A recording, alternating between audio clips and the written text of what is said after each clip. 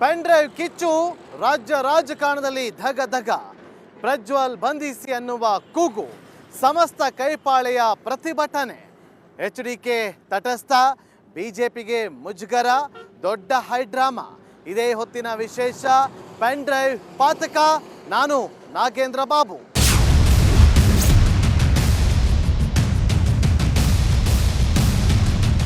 ಹಾಸನದ pen drive ವಿಚಾರ ರಾಜ್ಯ ರಾಜಕಾರಣದಲ್ಲಿ ತಲ್ಲಣವನ್ನ ಸೃಷ್ಟಿ ಮಾಡಿದೆ. ಪ್ರಧಾನಿ ನರೇಂದ್ರ ಮೋದಿ ಅವರು ರಾಜ್ಯ ಪ್ರವಾಸದಲ್ಲಿ ಈ ವಿಚಾರ ಸಾಕಷ್ಟು ಸದ್ದನ್ನ ಮಾಡ್ತಾ ಇದೆ. ಕಾಂಗ್ರೆಸ್ ಪಾಳ್ಯದಲ್ಲಿ ಹೆಚ್ಚಾಗಿ ಪ್ರತಿಭಟನೆಗಳು ನಡೀತಾ ಇದೆ. SIT ತನಿಖೆ ಕೂಡ ಚುರುಕುಗೊಂಡಿದೆ, ರಾಜಕೀಯವಾದಂಥ ತಿರುವುಗಳನ್ನ ಪಡೆದುಕೊಂಡಿದೆ. ಹಾಗಾದ್ರೆ ಈ ವಿಚಾರದಲ್ಲಿ ಇವತ್ತು ಏನೆಲ್ಲ ಆಗಿದೆ ನೋಡ್ಕೊಂಡು ಬರೋಣ ಬನ್ನಿ. ರಾಷ್ಟ್ರದಾದ್ಯಂತ ಸ್ಫೋಟಿಸಿದ ಪೆನ್ ಡ್ರೈವ್ ಬಾಂಬ್. ಪ್ರಜ್ವಲ್ ವಿರುದ್ಧ ರಾಜ್ಯದಲ್ಲಿ ಭೀಕರ ರಣಾಕ್ರೋಶ.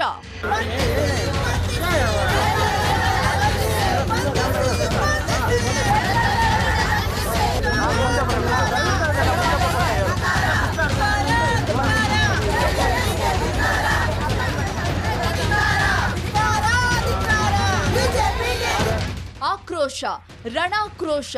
ಹಾಸನ ಸಂಸದರ ವಿರುದ್ಧ ರಾಜ್ಯದಾದ್ಯಂತ ಕಂಡುಬಂದ ಭಾರೀ ಆಕ್ರೋಶದ ಕಿಚ್ಚಿದು ಇಡೀ ರಾಜ್ಯವನ್ನೇ ಒಂದು ಕ್ಷಣ ಕಂಪಿಸುವಂತೆ ಮಾಡಿ ರಾಷ್ಟ್ರದಾದ್ಯಂತ ಸದ್ದು ಮಾಡ್ತಿರೋ ಹಾಸನ ಪೆನ್ ಡ್ರೈವ್ ಕೇಸ್ ಈಗ ತೀವ್ರ ಸ್ವರೂಪ ಪಡೆದುಕೊಂಡಿದೆ.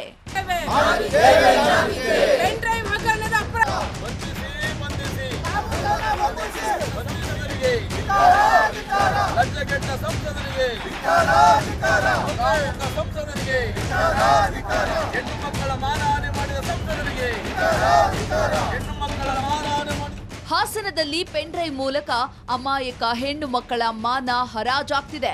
ಇದು ಇಡೀ ರಾಜ್ಯಕ್ಕೆ ನಾಚಿಕೆಗೇಡಿನ ಸಂಗತಿ ಎಂಬ ಕೂಗು ಕೇಳಿ ಬರ್ತಿದೆ. ಅಲ್ಲದೆ ತಪ್ಪಿತಸ್ಥರ ವಿರುದ್ಧ ಅತ್ಯಂತ ಕಠಿಣ ಕ್ರಮ ಕೈಗೊಳ್ಳಲೇಬೇಕೆಂದು ಆಗ್ರಹ ಅತ್ಯಂತ ಕಠಿಣವಾಗಿ ಕೇಳಿ ಬರ್ತಿದೆ. ಅಲ್ಲದೆ ಇದು ರಾಷ್ಟ್ರ ಮಟ್ಟದಲ್ಲಿ ಭಾರಿ ಮುಜುಗರಕ್ಕೂ ಕಾರಣವಾಗೋ ಜೊತೆಗೆ ರಾಜ್ಯದಲ್ಲಿ ರಾಜಕೀಯವಾಗಿ ಅಲ್ಲೋಲ ಕಲ್ಲೋಲವನ್ನೇ ಸೃಷ್ಟಿಸಿದೆ. ಪ್ರಜ್ವಲ್ ವಿರುದ್ಧ ಕೈಪಡೆಯ ಪ್ರತಿಭಟನೆ. ದಳಪತಿಗಳಿಗೆ ಹಿಗ್ಗಾಮುಗ್ಗಾ ಟಕ್ಕರ್. ಬಿಜೆಪಿಗೂ ಎರ್ರ ಬಿರ್ರಿ ಕುಟುಕಿದ ಕಾಂಗ್ರೆಸ್. ಏನ್ ಮಾಡ್ತಾನೋ ಅನ್ನೋ ಒಂದು ಭಯ ಆಗ್ತಾ ಇದೆ. ನಾವೆಲ್ಲ ವಿಡಿಯೋ ನೋಡಿ ಅಸಹ್ಯ ಆಗೋಯ್ತು. ನನ್ಗೆ 2 ದಿನ ಮಲ್ಗಕ್ಕಾಗಿಲ್ಲ, ನನ್ನ ಕಣ್ಣಲ್ಲಿ ನೀರಿತ್ತು. ಆ ತಾಯಿ ಒಬ್ಳು ಕೆಲಸ ಮಾಡುವಂತ, ಅವಳ ಮನೆಯಲ್ಲಿ ಕೆಲಸ ಮಾಡುವಂತ ಮಹಿಳೆ ಮೇಲೆ ಅವನ ದೌರ್ಜನ್ಯ ನೋಡಿ. ನ್ಯಾಯ ಬೇಕು. ಈ ದೇಶದ ಪ್ರಧಾನ ಮಂತ್ರಿಗಳ ಕುಟುಂಬದಿಂದ ಬಂದಿರುವಂತ ಒಂದು ಕುಡಿಯೋ ಪ್ರಹ್ಲಾದ್ ಜೋಶಿ ಅವರು, JP ನಡ್ಡಾರವರು, ಅಮಿತ್ ಶಾ ಅವರು, ಮೋದಿರವರು ನೇಹಾ ಬಗ್ಗೆ ಮಾತಾಡಿದ್ರು. ಆದ್ರೆ ಈ 2800 ಮಹಿಳೆ ಬಗ್ಗೆ ಯಾಕೆ ಮಾತಾಡ್ತಾ ಇಲ್ಲ? ಪ್ರತಿಭಟನೆ. ಇದು ಹಾಸನ ಸಂಸದ ಸದ್ಯ ವಿದೇಶದಲ್ಲಿ ಕಾಲ್ಕಿತ್ತಿದ್ದಾರೆ ಎನ್ನಲಾಗ್ತಿರೋ ಪೆನ್ ಡ್ರೈವ್ ಮೂಲಕ ಸಾವಿರಾರು ಹೆಣ್ಣು ಮಕ್ಕಳ ಮಾನಹರಣ ಮಾಡಿದ್ದಾರೆ ಎಂಬ ಆರೋಪವನ್ನ ಹೊತ್ತಿರೋ ಪ್ರಜ್ವಲ್ ರೇವಣ್ಣ ವಿರುದ್ಧ ನಡೆಯುತ್ತಿರೋ ಭಾರಿ ಪ್ರತಿಭಟನೆ. ಹುಬ್ಬಳ್ಳಿಯಲ್ಲಿ ಕೈನಾಯಕ ನೆಲಪಾಡ್ ನೇತೃತ್ವದಲ್ಲಿ ನಡೆದ ಪ್ರತಿಭಟನೆಯಲ್ಲಿ ಘಟನೆಯನ್ನ ಖಂಡಿಸಿ ಬಿಜೆಪಿ ಕೇಂದ್ರ ನಾಯಕರ ವಿರುದ್ಧ ಹರಿಹಾಯಲಾಯಿತು.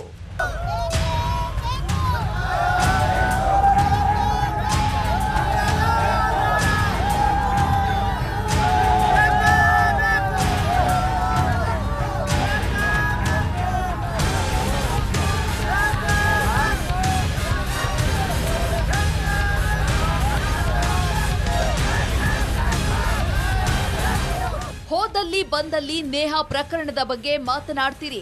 ಈಗ 2000ಕ್ಕೂ ಅಧಿಕ ಹೆಣ್ಣು ಮಕ್ಕಳ ಮರ್ಯಾದೆ ರಸ್ತೆಯಲ್ಲಿ ಹರಾಜಾಗ್ತಿದೆ. ಅಲ್ಲದೆ ಇದು ಇಡೀ ರಾಜ್ಯಕ್ಕೆ ನಾಚಿಕೆಗೇಡಿನ ಸಂಗತಿ. ಈ ವಿಚಾರದ ಕುರಿತು ಮೋದಿ ಕೂಡ ಚಕಾರವೆತ್ತುತ್ತಿಲ್ಲ ಯಾಕೆ ಎಂದು ಕೈಪಡೆ ಪ್ರತಿಭಟಿಸಿದೆ. ನೀವು ನನ್ನ ಕೇಳೋದ್ ಬದಲು ನೀವು ಬಿಜೆಪಿ ನಾಯಕರನ್ನ ಕೇಳಬೇಕು. ಶೆಟ್ಟರ್ ಕೇಳಿ ನೋಡಿ, ನಮ್ಮ MP ಅಂಗಡಿ ಮೇಡಮ್ ಕೇಳಿ ನೋಡಿ, ಬೇರೆಲ್ಲ ಕೇಳಿ ನೋಡಿ. ಈ ಭಾಗದಲ್ಲಿ ಇದ್ದೀರಲ್ಲ ನೀವೆಲ್ಲ, ಯಾರು ಬಿಜೆಪಿ ನಾಯಕರುಗಳಿದ್ದಾರೆ ಅವ್ರನ್ನ ಕೇಳಿ, ನಿಮ್ದೇನು ಪರಿಸ್ಥಿತಿ, ನಿಮ್ದೇನು ಸ್ಟ್ಯಾಂಡ್ ಏನು ಅಂತ ಈಗ ನಾನು ನೋಡ್ತಾ ಇದ್ದೆ.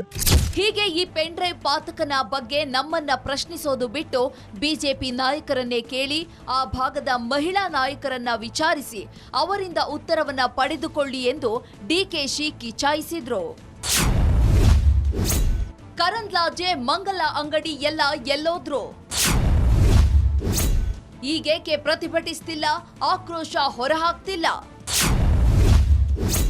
ಬಿಜೆಪಿ ಮಹಿಳಾ ನಾಯಕರಿಗೆ ಲಕ್ಷ್ಮಿ ಸವಾಲ್. ಹುಬ್ಬಳ್ಳಿಯ ಘಟನೆಯನ್ನು ಪ್ರತಿಯೊಂದು ಜಿಲ್ಲಾ ಮಟ್ಟದಲ್ಲಿ, ಪ್ರತಿಯೊಂದು ಹೋಬಳಿ ಮಟ್ಟದಲ್ಲಿ ಏನು ಹೋರಾಟವನ್ನು ಮಾಡಿದಂಥ ಧೀಮಂತ BJP ನಾಯಕರಿಗೆ ಯಾಕೆ ಈ ನೂರಾರು ಹೆಣ್ಮಕ್ಳಿಗೆ ಅನ್ಯಾಯ ಆಗ್ತಾ ಇರೋದು ಕಾಣಿಸ್ತಾ ಇಲ್ಲ? ಪ್ರಜ್ವಲ್ ರೇವಣ್ಣ ಅವರ ಕರ್ಮಕಾಂಡ ಕಾಮಕಾಂಡ ಎಲ್ಲ ಮುಂಚೆನೇ ಗೊತ್ತಿರುತ್ತೆ. ಇಷ್ಟೆಲ್ಲ ಹೇಳ್ತಾ ಇರುವಂಥ, ಇಷ್ಟೆಲ್ಲ ಆದರೂ ಕೂಡ BJPಯವರು JDS ಅವ್ರ ಜೊತೆ ಮೈತ್ರಿ ಮಾಡುತ್ತೆ. ವಿಕೃತ ಒಂದು ಇದನ್ನು ಮಾಡಿದ್ದಾನೆ, ಇದಕ್ಕೆ ತಮ್ಮ ಸ್ಟ್ಯಾಂಡ್ ಏನು? ಪಾಪ ಶೋಭಾ ಕರಂದ್ಲಾಜೆ ಅವರು ಬಾಯಿ ತೆಗಿತಾ ಇಲ್ಲ. ಸ್ಮೃತಿ ಇರಾನಿ ಅವರು ಎಲ್ಲಿದ್ದಾರೆ ಅನ್ನೋದು ಗೊತ್ತಿಲ್ಲ. ಹೀಗೆ ಸಚಿವೆ ಲಕ್ಷ್ಮಿ ಹೆಬ್ಬಾಳ್ಕರ್ ಬಿಜೆಪಿ ವರಿಷ್ಠರು ಹಾಗೂ ಮಹಿಳಾ ನಾಯಕಿಯರನ್ನ ಹಿಗ್ಗಾಮುಗ್ಗಾ ತರಾಟೆಗೆ ತೆಗೆದುಕೊಂಡ್ರು. ಬಿಜೆಪಿಯ ಮಹಿಳಾ ನಾಯಕಿಯರು ಹೀಗೇಕೆ ಮಾತನಾಡ್ತಿಲ್ಲ? ನೇಹಾ ಕೇಸ್ ಒಂದೇನಾ ಇವರ ಕಣ್ಣಿಗೆ ಕಾಣೋದು ಎಂದು ಕುಟುಕಿದ್ದಾರೆ.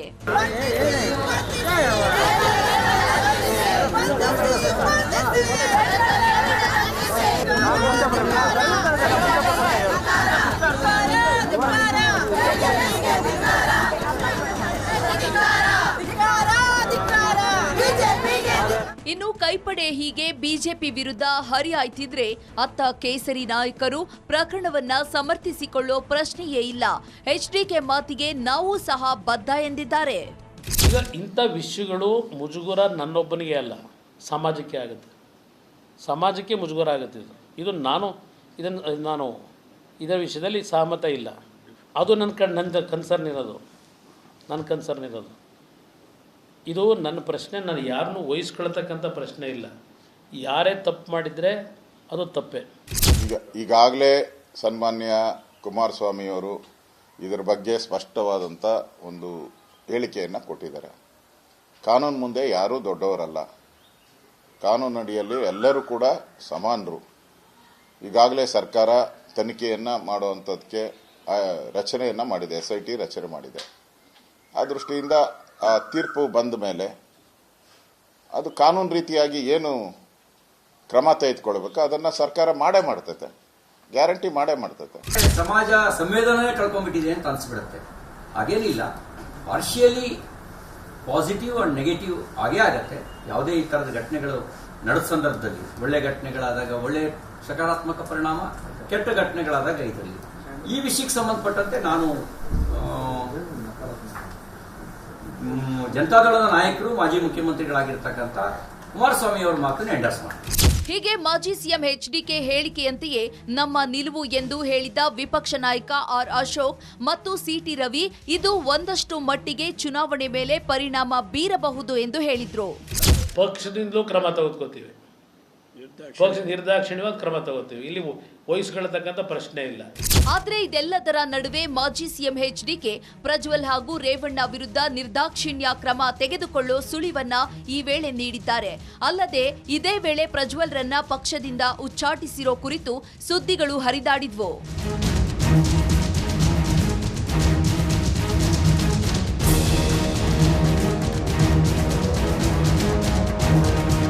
ಅಲ್ಲದೆ ಇದೇ ವೇಳೆ ಪೆನ್ ಡ್ರೈವ್ ಕೇಸ್ ವಿಚಾರದಲ್ಲಿ ಆರೋಪಿಯೂ ಆಗಿರುವ ಶಾಸಕ HD ರೇವಣ್ಣ ಬೆಂಗಳೂರಿನಲ್ಲಿ ಪ್ರತ್ಯಕ್ಷರಾದ್ರು. ಅಲ್ಲದೆ ಈ ಎಲ್ಲ ಬೆಳವಣಿಗೆ ಕುರಿತು ಸ್ಪಷ್ಟನೆಯನ್ನ ನೀಡಿದ್ರು. ಹಾಸನದ ಪೆನ್ ಡ್ರೈವ್ ಸ್ಕ್ಯಾಮ್ ಅನ್ನ ಖಂಡಿಸಿ ಇವತ್ತು ಬೇರೆ ಬೇರೆ ಸಂಘಟನೆಗಳ ಪ್ರತಿಭಟನೆ ಹಾಸನದ ಹೇಮಾವತಿ ಸರ್ಕಲ್ ನಿಂದ ಸಾಗಿ ಬರ್ತಾ ಇದೆ. ಪ್ರತಿಭಟನೆಯಲ್ಲಿ ಸಾಗಿರುವಂತಹ ಮಹಿಳೆಯರನ್ನ ಗಮನಿಸ್ತಾ ಇದ್ದೀರಿ. ಹಾಸನದ ಪೆನ್ ಡ್ರೈವ್ ಸ್ಕ್ಯಾಮ್ ಅನ್ನ ಖಂಡಿಸಿ ನಡೀತಾ ಇರುವಂತಹ ಪ್ರತಿಭಟನೆ ಇದು. ನೂರಾರು ಮಹಿಳೆಯರು ಇವತ್ತು ಸಂತ್ರಸ್ತ ಮಹಿಳೆಗೆ ನ್ಯಾಯ ಸಿಗಬೇಕು ಅಂತೇಳಿ ಹೋರಾಟ ಮಾಡ್ತಾ ಇದ್ದಾರೆ. ಆ ಹೋರಾಟದಲ್ಲಿ ಭಾಗಿಯಾಗಿರುವಂತಹ ಮಹಿಳಾ ಸಂಘಟನೆಯನ್ನು ಮಾತಾಡಿಸೋ ಪ್ರಯತ್ನ ಮಾಡ್ತೀನಿ. ಹೇಳಿ ಮೇಡಮ್, ಈ ಆಕ್ರೋಶ ಎಲ್ಲಿವರೆಗೂ? ನ್ಯಾಯ ಸಿಗುವವರೆಗೂ ನಮ್ಮ ಹೋರಾಟ ಖಂಡಿತ. ಈ ಆರೋಪಿಗಳು ಎಲ್ಲಿದ್ದಾರೆ? ತಲೆಮರೆಸಿಕೊಂಡಿರುವವರನ್ನ ಬಂಧಿಸಲೇಬೇಕು. ಯಾವುದೇ ಒತ್ತಾಯವಿರಲಿ, ಯಾವುದೇ ಅಧಿಕಾರ, ಅಂತಸ್ತು, ದರ್ಪ ಏನು ಯಾವುದರ ಮುಂದೆ ಕೂಡ ನ್ಯಾಯ, ಈ ನೆಲದ ಮಣ್ಣಿನ ನ್ಯಾಯ ಎತ್ತಿಡಿತೀವಿ. ಸಂವಿಧಾನದ ಆಶಯಗಳನ್ನ ಎತ್ತಿಡಿತೀವಿ. ನಮ್ಮ ಘನತೆಯ ಬದುಕಿನ ಹಕ್ಕನ್ನು ನಾವು ಪಡಿತೀವಿ. ಈಗ ಹಾಸನದ ಜನ ಪ್ರಬುದ್ಧರು, ಹಾಸನದ ಜನ ತಿಳುವಳಿಕೆ ಇರೋರು ಇಂಥದ್ದನ್ನ ಯಾವತ್ತೂ ಸಹಿಸೋದಿಲ್ಲ. ಹಾಸನದ ಜನತೆ ಮಾತ್ರ ಅಲ್ಲ, ಇಡೀ ದೇಶದ ಜನತೆ ಇದನ್ನ ಸಹಿಸೋದಿಲ್ಲ. ಪ್ರಜ್ಞಾವಂತರು ಯಾರು ಸಹ ಇದನ್ನ ಸಹಿಸೋದಿಲ್ಲ. ಅದರಲ್ಲೂ ಕೂಡ ನಮ್ಮ ಹೆಣ್ಣು ಮಕ್ಕಳು ಇದನ್ನು ನಾವು ಬಯಸೋದಿಲ್ಲ, ಸಹಿಸೋದಿಲ್ಲ. ಈ ಸರ್ಕಾರಕ್ಕೆ ಏನು ಒತ್ತಾಯ ಮಾಡ್ತೀರಿ? DC ಏನು ಅವ್ರಿಗೆ ಏನು ಮನವಿ ಕೊಡ್ತಾ ಇದ್ದೀರಿ? ಕೂಡಲೇ ಈಗಾಗಲೇ ಮಾನ್ಯ ಮುಖ್ಯಮಂತ್ರಿಗಳು SIT ತನಿಖೆಯನ್ನ ಆಗ್ರಹಿಸಿದ್ದಾರೆ, ಆದೇಶ ಮಾಡಿದ್ದಾರೆ. ಆ ಆದೇಶವನ್ನ ನಾವು ಸ್ವಾಗತಿಸ್ತೀವಿ. ಕೂಡಲೇ ತ್ವರಿತ ರೀತಿಯಲ್ಲಿ, ಅತಿ ಸೂಕ್ಷ್ಮ ರೀತಿಯಲ್ಲಿ ಜರೂರಾಗಿ ತನಿಖೆ ಆಗಬೇಕು. ಪ್ರಜ್ವಲ್ ರೇವಣ್ಣ ಅವರದ್ದು ಅನ್ನೋದು ಇವರ ಆಕ್ರೋಶದ ನುಡಿಗಳಾಗಿದೆ. ತಮ್ಮ ಕುಟುಂಬದ ವಿರುದ್ಧದ ಷಡ್ಯಂತ್ರ, ಇದಕ್ಕೆಲ್ಲ ಹೆದರಲ್ಲ, ಫೇಸ್ ಮಾಡ್ತೀವಿ, ಇನ್ನೇನು ರಿಯಾಕ್ಟ್ ಮಾಡಲ್ಲ ಎಂದ ರೇವಣ್ಣ.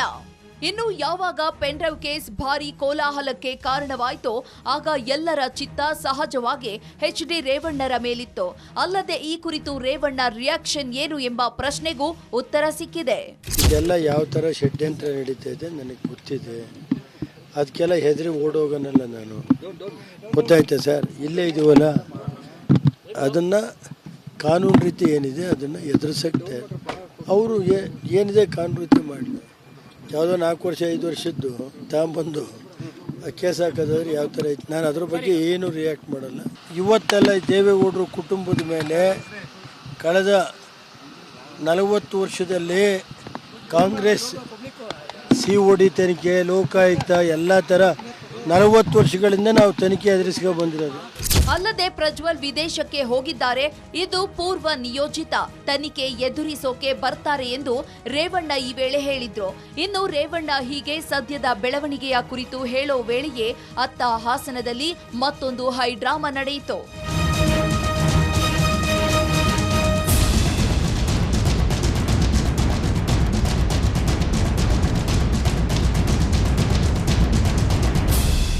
ಒಟ್ಟಿನಲ್ಲಿ ಹಾಸನ ಪೆನ್ಡ್ರೈವ್ ವಿಚಾರ ರಾಜ್ಯ ರಾಜಕಾರಣದಲ್ಲಿ ಕೋಲಾಹಲವನ್ನೇ ಎಬ್ಬಿಸಿಬಿಟ್ಟಿದೆ. ಮತ್ತೊಂದು ಕಡೆ JDS ಪಾಳದಲ್ಲಿ ಪ್ರಜ್ವಲ್ ರೇವಣ್ಣ ಅವರನ್ನ ಉಚ್ಚಾಟನೆ ಮಾಡಬೇಕು ಅನ್ನುವ ಕೂಗು ಜೋರಾಗಿ ಕೇಳಿ ಬರ್ತಾ ಇದೆ. ಇದು ಸದ್ಯಕ್ಕೆ ಇವತ್ತಿನ ತಿರುವು ಪಡೆದುಕೊಂಡಿದೆ. ಮುಂದೆ ಇನ್ನು ಯಾವ್ಯಾವ ತಿರುವುಗಳನ್ನು ಪಡೆದುಕೊಳ್ಳುತ್ತೆ ಅನ್ನೋದನ್ನ ಕಾದು ನೋಡಬೇಕು. ಇದಾಗಿತ್ತು ಇವತ್ತಿನ ವಿಶೇಷ. ನೋಡ್ತಾ ಇರಿ ರಿಪಬ್ಲಿಕ್ ಕನ್ನಡ, ಇದು ನಿಮ್ಮ ಧ್ವನಿ.